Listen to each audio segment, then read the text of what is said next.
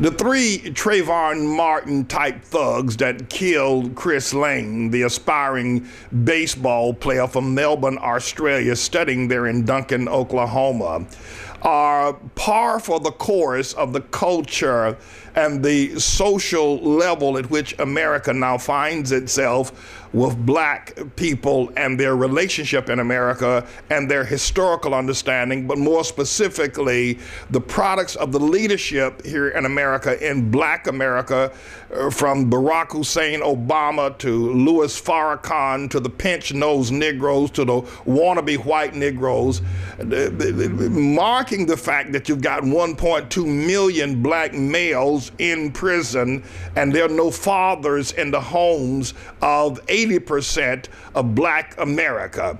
I wish to state that if George Zimmerman did not have that gun on him that fateful night in February of 2012, he would be dead the same way Chris Lane is dead at present. These three are nothing more than proof positive that Trayvon Martin was a thug. And now this thug, Trayvon Martin, is being promoted as some sort of a saint by Al Sharpton, by his mother, by his father, Sabrina Fulton and Tracy Martin, and by the dunghead media and the pinch-nosed Negroes and the liberal whites. And so I'm going to lay the charge of the murder of Chris Lane at the feet of the dunghead liberal media, the pinch-nosed Negro Al Sharpton and all the others who ran and protected and tried to put a special saintly coat on Trayvon Martin without looking at the epidemic, the catastrophe problem that goes on in the psyche and the mind of black people. I got to tell you, everybody, I've been black all my life. I live on 123rd Street in Harlem. Black people are bizarre. They are a weird group of people and are growing grossly more so as the days go by. We can expect more of these shootings. In fact, the shooter, the trigger man, this James Edwards Jr., 15 years of age, was posted up a video of himself with a rifle and showing the Bloods and the Crips hand signal given, and then went out and shot this boy. And the report is that they were bored that night, so therefore they went out looking for someone to kill. Well, I guess if they had had a little marijuana and some Skittles and some watermelon Arizona iced tea, perhaps they would not have been so bored on that night and having killed Chris Lane. But my friends, can I just share a few things with you? One is that there is a catastrophe. There is a Holocaust-style epidemic happening in the psyche and the social structure of black America. And it is few, the leaders of these killers are people like the pinch-nosed Negroes of the NAACP, the Julian Bonds, the Louis Farrakhan's, all the pinch-nosed so-called educated Negroes that you see appearing on television. And you can reject what I'm saying if you will, but the truth of the matter is the relations between blacks and whites and the growth and social patterns of black people has grown markedly worse over the past 5 years since the illegal presidency of Barack Hussein Obama. Something has to be done. The problem here is this, is that putting black people in prison while you've got 1.2 million black men in prison at present, nearly 10% of the whole black male population is in prison, and nearly 30% of the whole black male population have been to prison and are in the penal system as I speak. Moreover, America now puts in prison 600 100,000 men per year. And a large portion of those, if not 70% of those, are black men, which have children like James Edwards on the streets with no father, and a hoochie mama in the house on food stamps and marijuana and crack and everything else trying to raise. She's only about 5 or 6 years older than her son because she had him when she was 12 years old. And the man has gone off to prison. Now, we can understand that as a dynamic. So when we think about more policemen and more jails or prisons to solve the problem, well, ultimately you can put them all in prison, and that will in one way solve the problem. But before we do that, and you're going to have to look carefully at this statement, otherwise you in the liberal dunghead media, those of you who are politicians, those who think you're privileged, and especially the pinch-nosed Negro like L.Z. Gunderson, who said he now lives in a white neighborhood and his 15-year-old boy is safe from all the other niggas in the hood. People like L.Z. Gunderson is going to be shot down in the street. White liberals like Anderson Cooper are going to be shot down in the street. You can't escape this. For every action, the scientists tell us there's an equal and an opposite reaction. What we have noticed over the past 40 to 50 years has been this complete obfuscation of reality and truth and morality in America. Hate America. There's no responsible leadership anymore. All the leaders that have the spotlights in America that are black and white, in terms of the social input of black America, are all haters of God. They're haters of the principles of God. They're haters of this nation. So what we've got to effectively do, while these boys are nothing more than the Trayvon Martins of the world, they're just another 3 Trayvon Martins. But when you look and see how Trayvon Martin was lifted up and how he was marched for, and how little white girls, 18 years old, put on hoodies and marched the streets. These same little old white girls running around with these hoodies on, going to find one of these black boys jacking them up and raping them and then cutting their throats. It's going to happen. You mark my words. There are going to be more killings in America by black disillusioned youth than you can begin to shake a stick at. We've got an epidemic. But the thing I keep leading up to here is that not taking the fact that these young people are not responsible for themselves. They are, and they ought to be put under the jailhouse or hung from the nearest tree. But what America fails to realize is that you've got these pinch-nosed Negroes that want to be white. They went to a white school. They got white academic degrees. They got enough money now to live in white neighborhoods. Now, they'll never tell you because psychologically they are arranged. They got a dissonance problem. They don't even know that they want to be white. All they know is that they damn sure don't want to live in the hood. They don't want to live around black people. They don't want to be subject to what just happened to Chris Lang. They know that. So they move as far away from black people as they possibly can. But yeah, when you see them on television, they're talking about, well, the language of black people and their ebonics and whether or not Rachel Gentile was understood. She just came from a different culture. It was a black thing and white people can't jiggy with it, that she was not expected to speak the King's English, and they run and protect her. And you got people like Sonny Hostins who, in face of all the outpouring evidence that George Zimmerman was as innocent as he could possibly be, and Trayvon Martin was nothing but a low-life thug that had been kicked out of high school, a dope-dealing fighter, and everywhere he went, yet she protected him. Well, see, that's the kind of thing that fuels these young boys.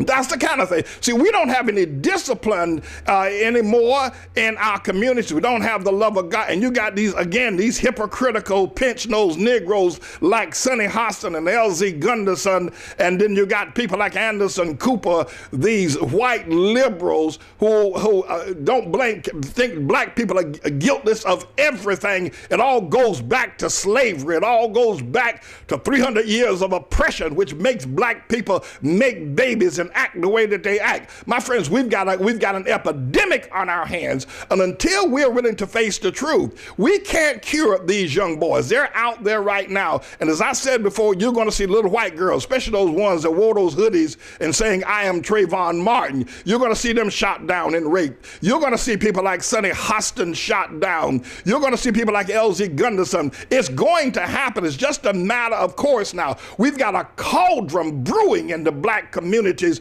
of all these black youth with no daddies in the home. 80% of the families are led by hoochie mamas, and the other 20% are led by men who are pimping the women in the homes who bring home the money. We've got a catastrophe, and yet the world and the media doesn't want to hear the truth. They want to blame everybody else. They want to blame white folk for everything that goes wrong in the black community, which is another sickness, which means that they believe that white folk are gods. And until we are willing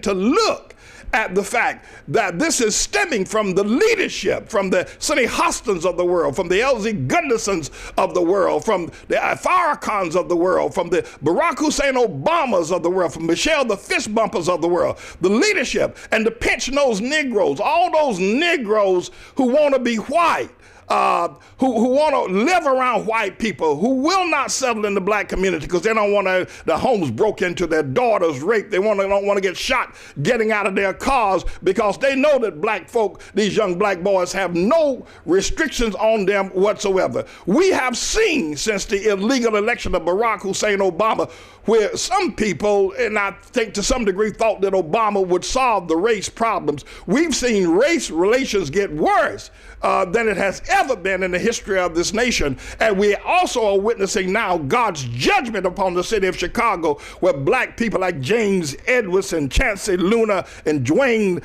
Jones are killing black people routinely every day to the tune of thousands per year that are being killed in Chicago and cities around America. And yet the pinch-nosed Negro gets on television and says that it's the white man's fault. We've got an epidemic. We got a likeness of a Holocaust going on. And until we deal with the problem, not the youth, while they ought to be held responsible. The problem stems from the fact we've got to get these pinch-nosed Negroes, put them on trial.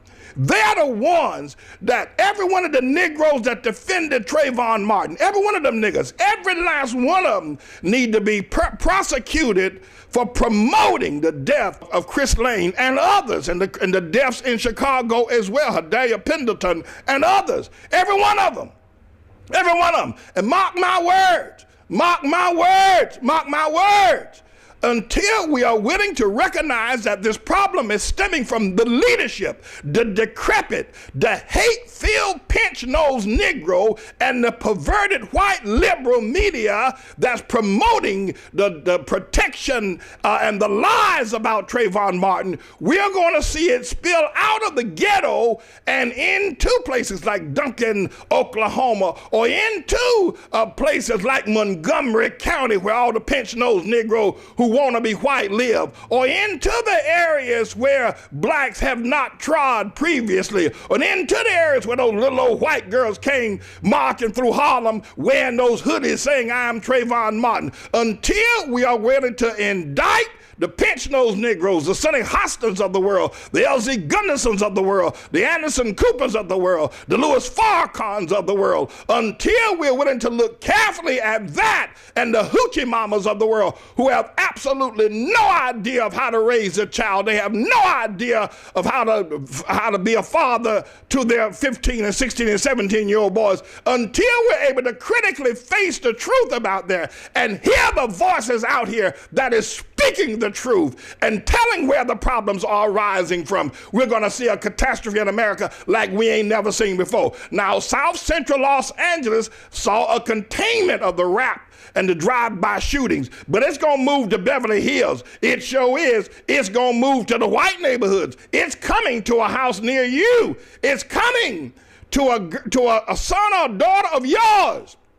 It's coming, and can't nothing stop it except we look carefully and put on trial and indict. We call a community trial and bring federal charges against the people that have supported Trayvon Martin. And let me not forget Al Shady, nappy head, ho shark. And this man needs to be put on trial for promoting. Ever since Tawana Brawley, he has done nothing but promote the destruction of relations between blacks and whites in America. And thusly we have the deaths of Chris Lang. Thank God that George Zimmerman had some get back when he was attacked by that thug Trayvon Martin. I'm James David Manning. I'm the Lord's servant.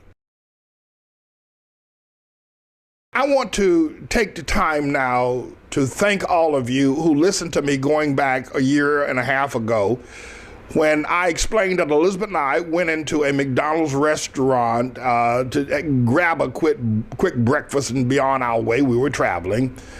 And this McDonald's was in perhaps the poorer part of town, and it was about 10 o'clock. They were closing down the breakfast schedule, and we ordered, I don't know, Egg McMuffin and some tea or something, and this woman came in with 3 little children. They were all ruddy and dirty, and it looked like stair steps 1 through 3.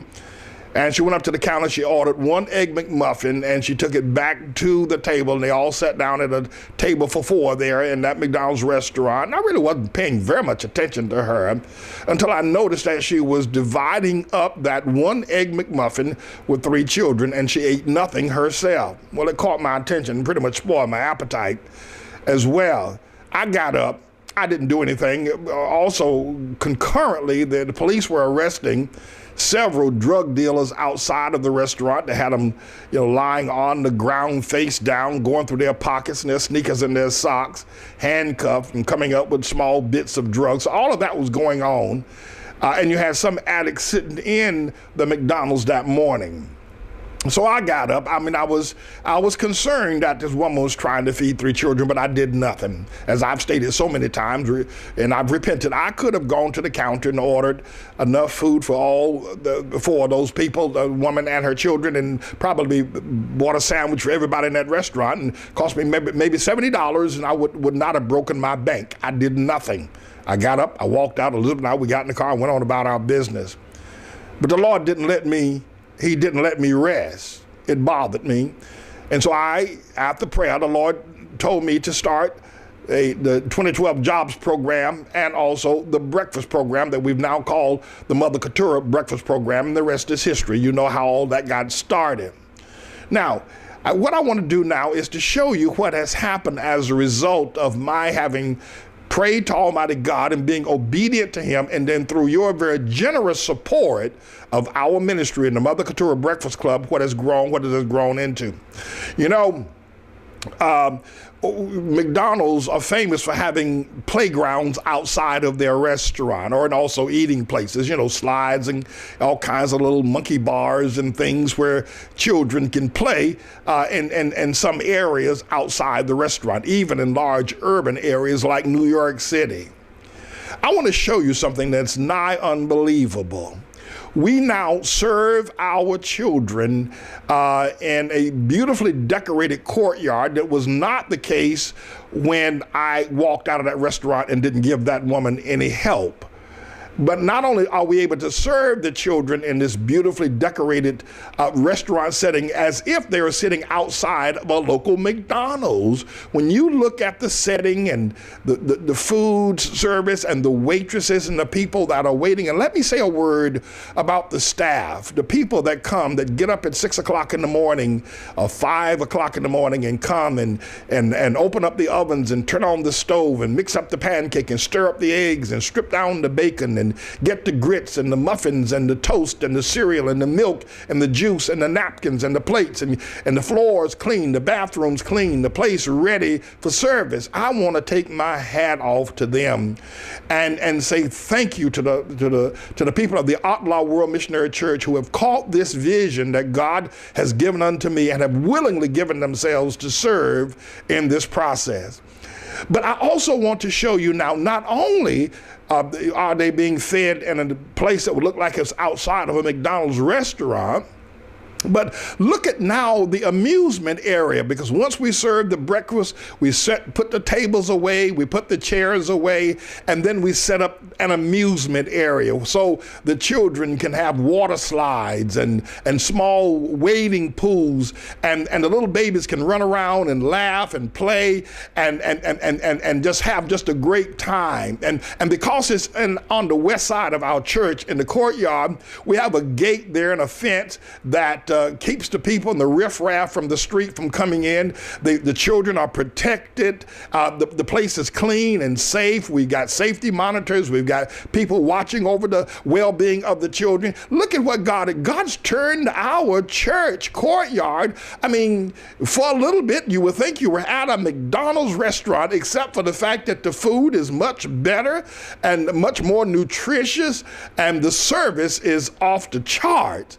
But look at what look at the miracle of what God has done.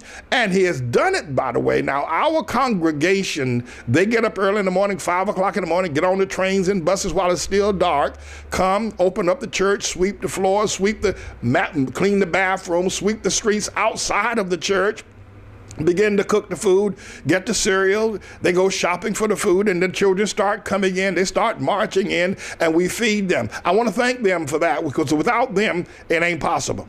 But I also want to thank you, because you can see your giving has been pretty substantial. You don't do this kind of service without substantial giving. No, you people have given and given and given. We get so many gifts that is earmarked Mother Keturah Breakfast Club, Mother Keturah Breakfast Club. Mother Keturah, her name has never been said as many times in her entire life as it has been said over the last year. I got to say thank you for your very generous giving. I did not know it would evolve to this. I had no idea that the service area, not only great food, but the service area would become as stellar, as upscale, and as accommodating for young children as this have done. You people are extraordinary in your giving. Thank you so very, very much for what you have done. The Lord bless you for making this happen for the children of this community. Aren't they beautiful? Look at them. Look at their faces. I mean, look at their laughter. Listen to their laughter. Look at their playing. And they're all safe. They're all protected. Your giving has worked miracles here at the Outlaw World Missionary Church, the Mother Keturah Breakfast Club.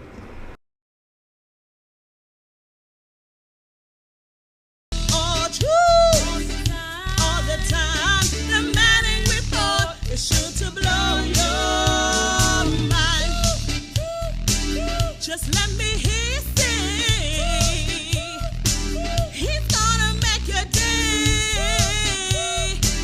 Just listen to the